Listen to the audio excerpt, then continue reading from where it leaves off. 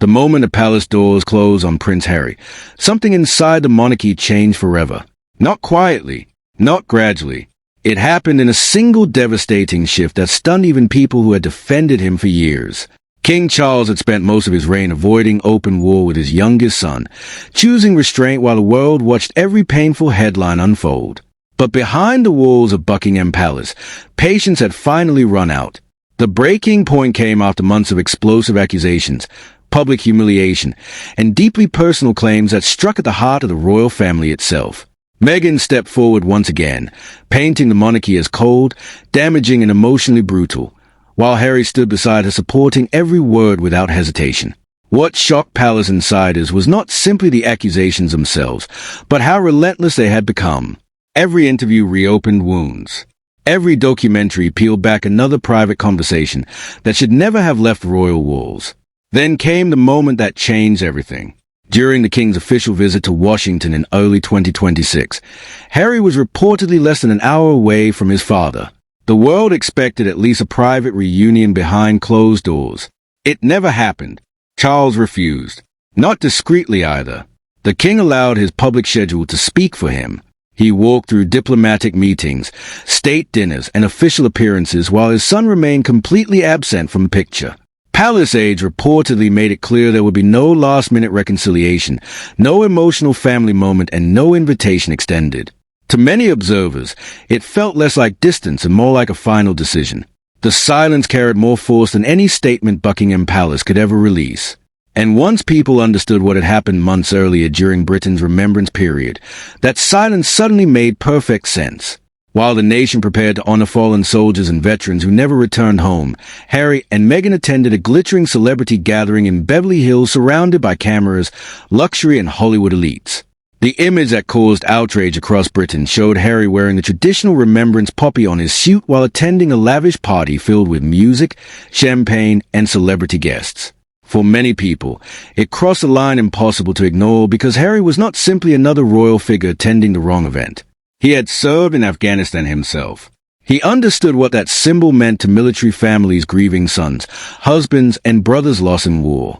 Across Britain, names of fallen servicemen were being read aloud in silence while photographs of Harry smiling under flashing cameras spread across the internet. The backlash was immediate and brutal. Even commentators who had previously defended the Sussexes struggled to justify it.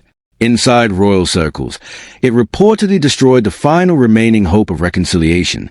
Senior figures who had quietly argued for rebuilding bridges between father and son finally accepted that Harry no longer viewed royal duty through the same lens as the institution he left behind. Months later, when Charles stood only miles away from Harry in Washington and still refused contact, many realized the king had already emotionally closed that chapter long before the cameras ever arrived. While relations with the palace collapsed publicly, Meghan standing inside Hollywood was quietly falling apart behind the scenes. At first, many executives believed the Sussexes represented something untouchable, royal glamour mixed with celebrity influence and global curiosity. Streaming platforms fought over deals. Agencies rushed to sign them. Media executives imagined years of documentaries, interviews, and exclusive access to royal secrets that audiences would consume endlessly. But the fascination began fading far quicker than anybody expected. Meghan attempted to position herself as a lifestyle figure, launching projects designed around elegance, wellness, and carefully curated perfection. Yet audiences responded with growing indifference. Critics began describing the content as detached and overly polished, lacking authenticity and emotional warmth. The expensive Netflix productions no longer generated excitement the way the Oprah interview once had. That interview itself, once viewed as groundbreaking television, slowly became controversial for a different reason. Several claims made during the broadcast were publicly challenged afterwards, creating uncomfortable questions around accuracy and credibility. In Hollywood, reputation is currency, and once doubts begin circulating, they spread fast. Industry insiders reportedly started distancing themselves from the couple quietly rather than publicly. Invitations slowed. Partnerships stalled. Meetings disappeared. Even major luxury fashion houses allegedly declined opportunities to work alongside the Sussex brand because executives feared the controversy surrounding them had become too unpredictable. But the most damaging blow came from within Meghan's own professional camp. Powerful entertainment figures known for managing impossible celebrity personalities reportedly reached a point where they no longer wanted the stress attached to representing her. Stories leaked of tense meetings, impossible demands, and frustration inside talent agencies already exhausted by constant crisis management. One particularly explosive incident allegedly involved staff being pressured to work through Thanksgiving during another Sussex media storm, a demand that reportedly shocked even hardened Hollywood veterans used to dealing with celebrity egos. By that stage, the image of Meghan and Harry as inspirational global figures had begun collapsing under weight of endless controversy. Their Spotify deal had already ended badly. Netflix projects faced criticism and delays. Public sympathy that once fueled their popularity was slowly evaporating. Financial pressure also became harder to ignore. Their luxurious California lifestyle, security costs, and enormous estate demanded millions each year to maintain, while speaking fees and commercial interests reportedly dropped dramatically. Then came the decision many people believed Harry once swore he would never make, bringing his children into public content more frequently. For years, Harry had spoken passionately about protecting his family from media exposure after witnessing what relentless attention did to Princess Diana. Yet suddenly carefully filmed family videos began appearing online, showing intimate moments involving Archie and Lilibet. Instead of admiration, the response was unexpectedly uncomfortable. Many viewers felt the footage looked staged, lonely and emotionally distant.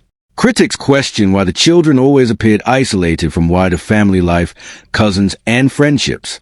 Others pointed out the painful contrast between those clips and the public appearances of William and Catherine's children surrounded by generations of family during royal events in Britain. It created a devastating comparison the Sussexes could not control. The more Harry and Meghan attempted to reclaim public affection, the more audiences seemed to drift away emotionally. Hollywood had stopped seeing them as powerful. Britain had stopped seeing them as victims. And somewhere between those two worlds, the couple found themselves increasingly isolated. Back in London, however, the monarchy had already moved on with remarkable calm. That may have been the most painful reality of all for Harry. There was no dramatic retaliation from the palace, no public destruction campaign, and no emotional interviews defending the institution. Instead, the royal family simply continued forward without him. Royal patronages once associated with Harry were reassigned quietly. Military titles disappeared from his name. State occasions continued untouched by his absence. Then, almost unnoticed at first, another figure began stepping gently into the space Harry once occupied. James, Earl of Wessex, the son of Prince Edward and Sophie, slowly emerged as one of the monarchy's most promising younger royals. Unlike Harry, James had grown up largely outside the glare of intense celebrity culture. He was raised with discipline, privacy, and the understanding that royal status alone guaranteed nothing in life. His parents deliberately avoided pushing titles or attention onto him, choosing instead to give him as normal an upbringing as possible. That difference shaped him profoundly. While Harry spent years publicly fighting the institution, James quietly supported it without demanding recognition. During major royal events, including moments of national mourning and ceremonies watched around the world, he appeared calm, respectful, and composed far beyond his age. Palace insiders reportedly began viewing him as part of the monarchy's long-term future, not because he chased the spotlight, but because he never seemed interested in it at all. The contrast between the two young royals became impossible to ignore. Harry had once believed the monarchy would eventually need him back because of its shrinking number of working royals. Instead, the institution adapted without difficulty. Public approval of the royal family stabilized. British media gradually lost interest in Sussex drama altogether. Even newspapers that once depended heavily on Harry and Meghan headlines began reducing coverage because readers no longer cared in the same way. That shift may have delivered the harshest verdict imaginable. The monarchy had survived every accusation, every documentary, and every public attack without collapsing. In fact, it appeared stronger once the chaos moved overseas. And perhaps that is what makes the story so tragic. This was never simply about fame, money, or royal titles.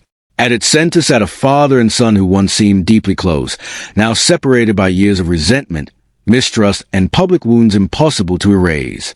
Somewhere beneath the headlines, lawsuits and media battles remains the image of a young prince walking behind his mother's coffin beside his brother, watched by millions around the world. People once hoped time would heal that fracture inside the family. But by 2026, it no longer looked like a temporary estrangement. It looked permanent. The palace did not need revenge because it had already done something far colder and far more final. It replaced the chaos with stability, replaced noise with silence, and continued moving forward without ever looking back.